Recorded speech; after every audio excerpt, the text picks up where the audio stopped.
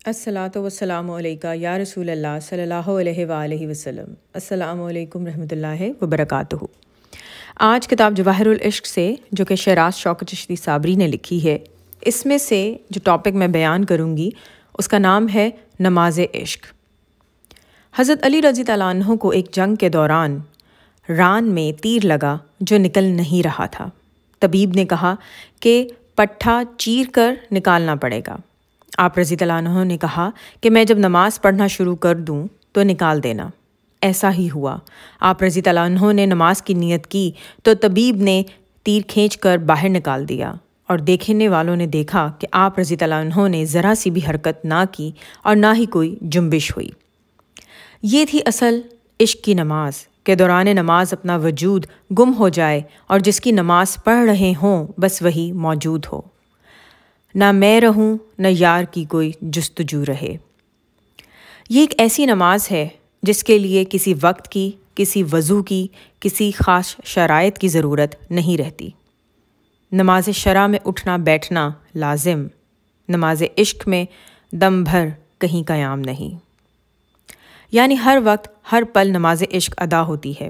شرع کی نماز چھوٹ جائے تو اس کی قضا ہے، نماز عشق کی قضا نہیں، کیونکہ یہ نماز سانسوں سے ادا ہوتی ہے۔ اب جو سانس گزر جائے وہ واپس تو نہیں آ سکتا کبھی۔ بقول سلطان باہو رحمۃ اللہ علیہ، جو دم غافل سو دم کافر۔ نماز عشق کی خاصیت یہ ہے کہ انسان کو ہر جگہ مالک ہی نظر آتا ہے۔ اگر آپ کو مسجد میں رب نظر آئے اور مندر یا بت خانے میں نظر نہ آئے تو آپ کا عشق کامل ہرگز نہیں ہے، کیونکہ اگر رب ہر جگہ موجود ہے، کائنات میں کوئی جگہ اس کے ہونے سے خالی نہیں ہے، تو پھر سب جگہ پر نظر بھی نہیں آنا چاہیے۔ نماز عشق کے لیے ضروری ہے کہ انسان ایک ہی در کا گدا ہو، کیونکہ ادھر ادھر تکنے سے نیت ٹوٹ جاتی ہے۔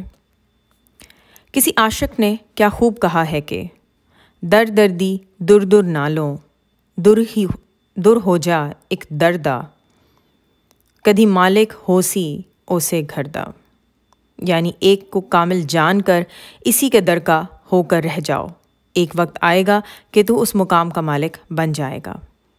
اصل نماز عشق وہی ہے جو آپ کو مرشد پڑھاتے ہیں۔ جیسے ایک فقیر بھی کسی کو فقیر بناتا ہے، ویسے ہی کسی انسان میں عشق بھی مرشد ہی پیدا کرتے ہیں۔